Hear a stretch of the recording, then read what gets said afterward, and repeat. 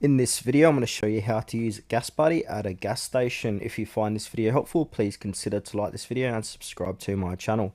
In saying that, let's just jump straight into the video. Alright, so what we need to do is enroll in Pay with GasBuddy. So sign up for a free account at gasbuddy.com, and then we need to link your checking account securely. No credit checks is required, and also you receive a Pay with GasBuddy card by email or mail. Then from here we need to go ahead and activate your card. So open the GasBuddy app and tap your profile icon, navigate to Pay with GasBuddy Plus and enter the last 4 digits of your card to activate it.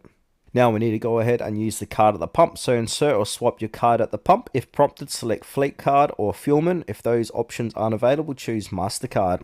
Enter any required information, for example, odometer reading or driver ID. Select your fuel grade and begin fueling. The payment will be withdrawn from your linked bank account and you'll receive an email receipt.